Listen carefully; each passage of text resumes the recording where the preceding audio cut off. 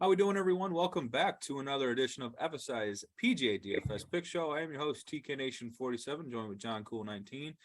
We are at the Memorial Tournament, but first, let's recap a little bit of the Charles Schwab Challenge. John, how did you fare in the Charles Schwab Challenge? Did you watch any golf this weekend? And how you feeling this evening? Sure. I got to watch all day long on Sunday. I was really pumped to see how things kind of went down there with another big comeback on Sunday. That was really cool to see. I thoroughly enjoyed, no matter the event, having it come down to the last hole or so, and for that matter, a playoff. I absolutely enjoy that kind of golf. So it was good for me. I kind of whiffed. I felt like on cash, I only had 5 out of 6 on each of the sites, but 5 out of 6 was plenty enough for me to make a profit on each site. Really just a toss up on DraftKings, but then made up for it on Yahoo. I won all, it was either 10 or 12 of my head-to-heads on DraftKings with a 5 out of 6 lineup. Super stoked about that. I will hit the head-to-heads hard again this week. But yeah, how did it go for you? I enjoyed it and made a little money. Nice. Yeah, I didn't get a chance to follow much of the Charles Schwab Challenge with the whole, I would say birthday weekend. My dad's was Friday, mine is today, and it's just a lot going on at this time of year. But hey, I ended up faring decent on DraftKings. Nothing to really write home about. Kind of a loss in profit this weekend, but I did have the winner Sam Burns in a few lineups, so those did fairly well. But now we are moving on to the Memorial Tournament, and I am going this week on Saturday to the Memorial Tournament. Pretty pumped. This is going to be the first time I get a chance to see these boys live in action. And as we know, I've been following golf for such a very long time. It's surprising to myself that I haven't had a chance to get to this tournament down in Columbus, Ohio. I'm pretty excited. Going to have a lot of good, big, the good studs out there this weekend, and hopefully I do fairly well in the DraftKings portion of the tournament as well.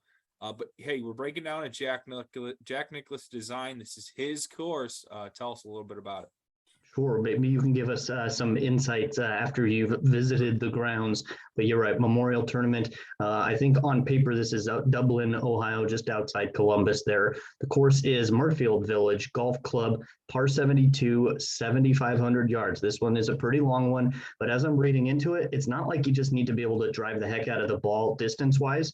A lot of that distance is downhills, so a lot of the shorter golfers are going to get good rollout, kind of make up for what they're missing there on total distance. I'm looking a little more heavily this week on drive accuracy versus distance.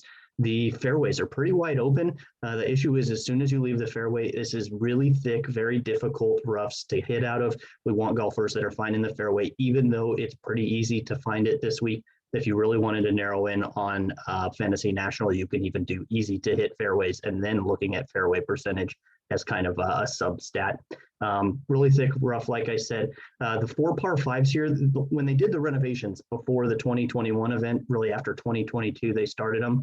The par 5s took a little bit of a hit as far as how important they were. They were extremely important before, but as we saw the results last year, still very important par 5 scoring this week. This is a difficult course, so you've got to be able to make birdies and on those holes. And really, it's not like the longest hitters are, again, making birdies and eagles on those par 5s. It's more of the guys who are laying up and then a nice chip and a one putt. Those are guys who are really scoring on those par 5s. It's different than a lot of other setups where the golfers who are longest off the tee have a big advantage on those par 5s. Just not the case this week. The greens, they're lightning fast. These are very difficult greens. We'll see a lot of 3 putts, I think, this week. I'm going to focus on around the green game like we did last week. There's going to be a lot of missed opportunities, I should say, missed greens in regulation this week. We need to be able to get up and down for par and really just be able to get away without big mistakes.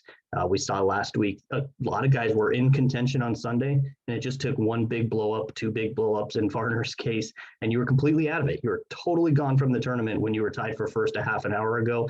This is going to be similar. You have to be able to just hang on, run with it. We're going to see a bit better scoring, maybe something like closer to 20 under par for the winner, but the cut is probably going to be like over par. It's going to be a big gap between the guys at the bottom and the guys at the top this week. So looking at all of that, kind of par 4 scoring, 450 to 500 yards. There's up to like 7 of those on the course this week. scrambling as well as in my modeling. And if you want to look at proximity, 150 to 175, as well as 175 to 200, kind of those bigger buckets that I'm looking at this week. So that's about it. You can tinker with the birdie or better and the bogeys avoided, but honestly, you got to make birdies if you want to win, and you got to avoid bogey if you want to make the cut. So it's everything in between this week. I'm not putting as much weight on that as I normally would. Yeah, when you think of Jack Nicklaus, you think of a very complete golfer that likes to hit long irons really well.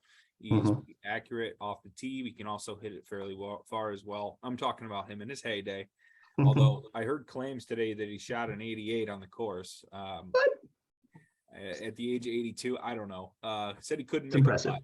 Couldn't make a putt, and I'll tell you why he couldn't make a putt. It has been over 85 degrees in this state for the last couple of days. It has been scorching hot in Ohio, all throughout the state.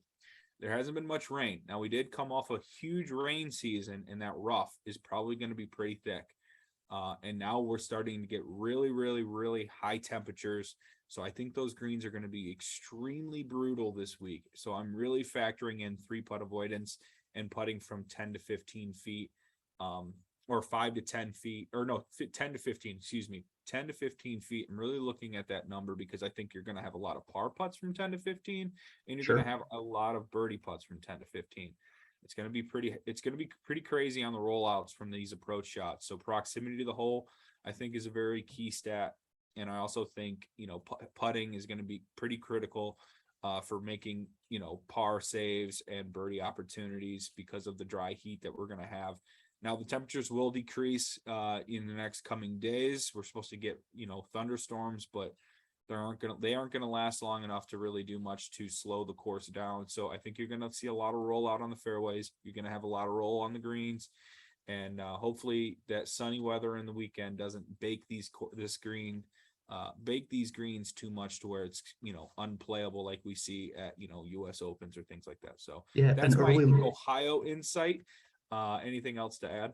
An early look at weather. It looks actually pretty pristine for the first 3 days, and then Sunday could get messy, could get pretty windy. I don't necessarily see any sort of delays or stoppages, but much more so like we saw this week, where the guys who teed off last on Sunday were at a big disadvantage against the guys who got to go earlier, Sam Burns. And, I could see that happening again this week.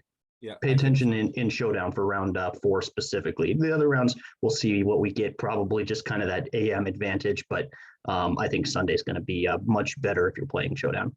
I absolutely agree. I think the AM tee times are going to be favorable on all days, including the weekend. All right, let's get into some picks now that we broke down the course a little bit. My favorite is going to be Matthew Fitzpatrick, coming in good form with a 2nd place and a 5th place in his last 2 events. He already was on my radar this week when it came to one and done. Just a guy that can really hit those long irons really well, keeps the ball in the fairway, makes good putts. The short game has struggled a little bit lately, but hey, he's made up for it. Just a couple of bad Sundays away from winning. I think Fitz at 91 is going to go overlooked because of the price tag as well. When you have players, not that far off, like, Spieth, Hideki, there's a loaded range here in that 9K range. I think Fitz might be someone people overlook because of the increased salary. Your thoughts on Fitzy and your favorite of the week? Yeah, you know me, I've been playing a ton of Fitzy here over the last, call it maybe 6-8 weeks. Almost every single event he's in, I've been playing him overweight versus the field, so I like it quite a bit. You're absolutely right, though, about that price range. It is going to be critical to kind of pick the right one or skip the top and take a couple of them. But between Lowry and Hideki, I think you're going to get a lot of ownership sucked up in that low 9K range that Matthew hopefully goes under owned for us. For me, I went just really kind of up near the top with my favorite, and he's number 1 in my modeling. That's Rory McIlroy. He is, I don't really want to call it a discount, but he's under 11K this week. Jon Rahm is over 11K, so you can kind of save a few bucks, if you will, versus Jon Rahm, who I think is just as excellent of an option here. Rory's 11-1 in the betting market. He has made 7 out of 8 cuts this tour season. So since the season flipped, 3 straight top 10s, though. The form's excellent. That includes the Masters, Wells Fargo, and the PGA Championship in those all top 10 finishes. He ranks 10th in putting at Murfield Village. I wanted to kind of look at who's good on bent grass and then who's really just better on this course. And Rory's one of the top golfers when it comes to that. He putts very, very well here. I like that statistic for him specifically, bumping him over some of the other golfers here. The course history is really good. He's made 6 out of 8 cuts on this course. That includes an 18th last year. He does have 2 top 10 finishes as well in his career at the Memorial. And then over his last 50 rounds, like I said, really he's number 1 in my overall model, but in his last 50 rounds, 20th on approach, 26th around the greens. He is top 5 ball striking, top 10 in par 5s, as well as birdie or better. A whole lot to like here. Rory this week, I think an excellent option to start your lineups. We'll see what ownership does, but I'll definitely have shares of Rory. Yeah, absolutely. Rory, definitely a good option. I'm excited to see him play. Definitely a name that I had circled on following him around the course. All right, let's get into some values. I'm going to start us off here with Joaquin Niemann, a guy I really like to take at tough courses, especially after winning the Genesis Open earlier this year. Another long, tough course, although it is POA greens, I don't think that really makes a difference with Niemann. I've seen him show up. It just all depends on whether or not he has it for that week with his short game. But he does have, okay history here at Murfield Village. Really great ball striker. I think he's in some solid form. 45-1, I think, is an actual good bet. Sure. I saw this earlier. Only 2 wins inside the top 10 in world rankings. Justin Thomas with the PGA Championship, and then John Rahm at the Mexico Open. Other than that, not many top 10 in the world wins. I think maybe other than Hideki, but Niemann, I think at 45 makes a really solid bet, 8,300. And then Leishman is going to be kind of a GPP play here. I wouldn't trust him much in cash. He can be volatile at times, but I think for 7,500, the course history, he's played this course every year. He hits the long irons very well. Translate his game from Arnold Palmer translates into this course very well with the 200 plus yard proximity. And I think his short game has been pretty on point lately. And I think it could carry over into Murfield. If he's not hitting those greens, he's going to be able to get up and down for par. That's what we want. Plays tough course as well. Has contended at this course, as I said, multiple times. So I think Leishman makes for a decent GPP play. Not somebody I'm going to be overexposed on, but I think I'm going to have shares and feel comfortable with. Your thoughts on these two and your favorite values of the week? Yeah, I definitely like everything you said there on Leishman. He comes in as a really interesting GPP play. Niemann is one of the guys I focused on right away when I first ran my modeling. Excellent play in the range and certainly an option for cash, in my opinion.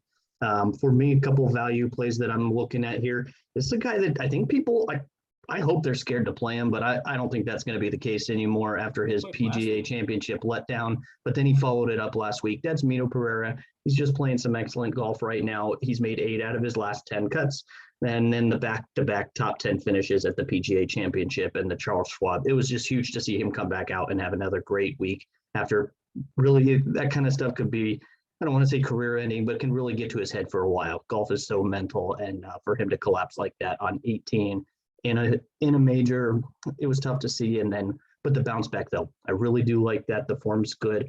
And then I'm looking at just like the recent tee to green. He's excellent there. 4th overall in this field for very recent tee to green. 3rd in DraftKings points, helped out by those back-to-back top 10 finishes. He doesn't have any course history. This will be his first trip to Memorial, but he ranks 20th in my comp course model. So I'm confident that the course fits him well. And then the model always loves MITO. If you're including things like ball striking and approach on there, he's going to pop for you every single time. He comes in last 50 rounds, 12th in approach, 9th ball striking, 7th greens in regulation, and 7th in scrambling as well. A lot to like about MITO this week. Another guy I play probably way too often, and that is Chris Kirk. He's 7,100, a bit cheaper on DraftKings this week, but he's made 6 out of his last 10 cuts, and of those 6 made cuts, 5 of them were top 15 finishes. So he tends to kind of miscut or come near the top of the leaderboard. So I like that in a GPP play. I'm a little tentative to put him in my cash lineup. We'll see kind of how things shake out, but I like Kirk a lot in your DraftKings GPPs. He was 5th at the PGA Championship a few weeks ago. He's got good, it's fine course history. He's made 5 out of 9 cuts, 26th here last year after the renovations, 2 other top 25s in his course history. One little model stat I pulled up, I did thick rough and I did lightning fast greens, and I wanted to see who's really good around the greens in those conditions. He came out number 1 in that statistic. So just something to think about. These are very difficult around the greens, green complexes. So I like that. He's been excellent tee to green lately. And then he last 50 rounds, 5th around the greens, 21st ball striking, 28th in fairways gained. He also rates out pretty well on par 5 scoring. So I will be playing Chris Kirk in my GPP lineups this week. MITO, probably a little more of a cash play in my opinion, or you can plug him in the GPPs. We'll see on the ownership though. He tends to be highly owned. Yeah, think about MITO after last week. Everyone was kind of, I wouldn't say scared off of him. Everyone I think has found an understanding in DFS golf that, hey, a guy that's in good form stays in good form. And now I understand the whole end of the major thing, that could really do some damage. That's always like an outlier moment. But yeah, I think MITO is still going to have ownership carryover, especially this week. Now that he did have the bounce back week last week, I did end up playing him. Always bet with your brain, not your heart, right? I was crushed that didn't pull it out, earn a PGA championship, but I'm betting with money, not with my heart. So yeah, I like MITO again this week. You absolutely have to look at him. I think he's a decent course fit as well. All right, let's get into the sleepers. I'm going Alex Smalley at 6,400. I played him last week. He was doing fairly well. I think he had a okay Sunday. Didn't really close that well, but he's a very young golfer. I think making cuts is all I'm really asking for him here. 6th at the Mexican Open. I think he was like 27th last week. Last week at the Charles Schwab. Really good ball striker, decent off the tee, and he really made up for a lot of his strokes that he missed on the approach with the short gain. He gained 4.6 around the greens. Putted okay. I think he can surprise here. I'm just hoping that he pays off that 6,400 price tag with some weekend birdies. I'm not expecting much as far as finishing position, so I'm just hoping for a cut, make a lot of birdies, even if you're going to make some bogeys. Just come away with some good DraftKings scoring with a made cut. I think Smalley is an okay GPP option. Your thoughts and your favorite sleep? Yep, I mean, Smalley's a guy we tend to be going back to throughout this new season here, usually in kind of some weaker field events, but this field being really, really strong, I could still see him having a good finish. For me, kind of in that 6K range, might probably, without going to the very top of the 6K, my favorite play probably is here. Pat Perez, 6,600. I wouldn't make the outright bet at 180 to 1, but a top 20 bet I would absolutely be interested in here. He did finish last week 12th at the Charles Schwab. He's made 8 out of his last 10 cuts. And then he's made each of his last 4 cuts. So the form is pretty good coming in here. Course history is fantastic. He's made 8 out of 8 cuts at this event. The last time he was here was in the 2020 workday. He finished 39th, but he's got 3 top 25s on his resume at the Memorial. Yes, all of those at the Memorial, and then the 39th at the workday. He is excellent on bent grass greens, ranks 8th in this field for long-term bent grass. And then he's really good around the greens, 6th in the last 50 rounds. He's top half the field in approach, in fairways gained, top 25 scrambling. There's quite a bit to like about Pat Perez. He's a really likable golfer too. A guy I love to root for. I'm going to be putting some Pat Perez in my DraftKings GPPs this week. Thoughts on Pat? Yeah, I think Pat makes for a very good cut made kind of play. So safer cash like option. I think people are going to look to that model ranking. They might go to play him, but honestly, I don't think there's going to be one 6K golfer heavily owned over the other. I do want to give a quick shout out to Lucas Glover, gaining 7.1 strokes on the approach, but losing 6 on the greens. Oh my God. Wow. My sleeper last week would have absolutely crushed if he could make a putt, but that's but that's what I expect from Lucas Glover. He is in the field this week. You know, maybe play a little bit of Lucas Glover. I wasn't going to go back Glover slides for the sleepers. That's why I went with Smalley. He's projected like at least double or triple the ownership of each of our sleepers this week. So some people are certainly back on Glover last week, and not so much these two. I think they're both under like 3%, these two guys. So I will take that in my GPPs and leave Glover for the 8%. That's fine. They could take him. Yeah, it smells like a Glover fade. If he's going to be popular, knowing he was an abomination on the greens, and if he doesn't hit those greens at Memorial, it's just going to get ugly for him quick. So a guy that can have large numbers is going to be heavily owned. And then start taking some shots at some guys like Smalley and Perez. All right, let's move on to the one and done picks. I'm going to go John Rahm. I want to say it was at the PGA. I swapped out 3 times. I started out with Hideki, and then I went to Rahm, and then it ended up like the night before on Spieth. And I mean, Spieth finished higher than Rahm and Hideki, but I don't know.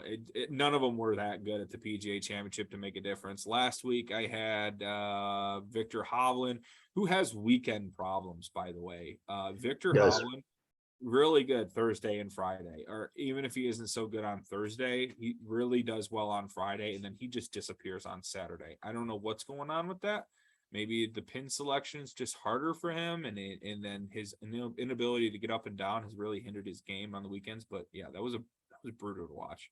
But I'm going John Rahm. I mean, hey, we all know what happened last year.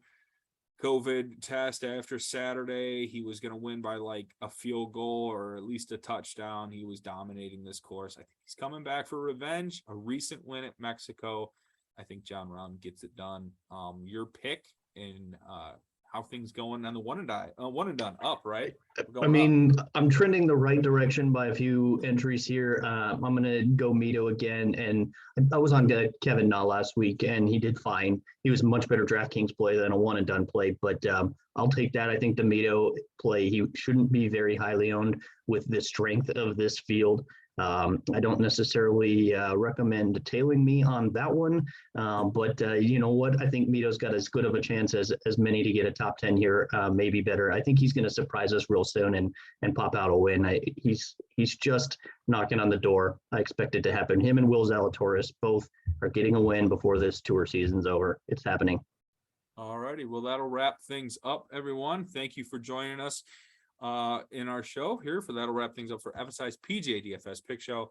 I'm your host, TK Nation 47. That is John Cool 19. Like this video, comment below with any questions you may have. You can follow us on our website at FSIDFS.com and on our Twitter handle at FSI_DFS. All right, guys, thank you and enjoy the Memorial. Sweet. Good luck.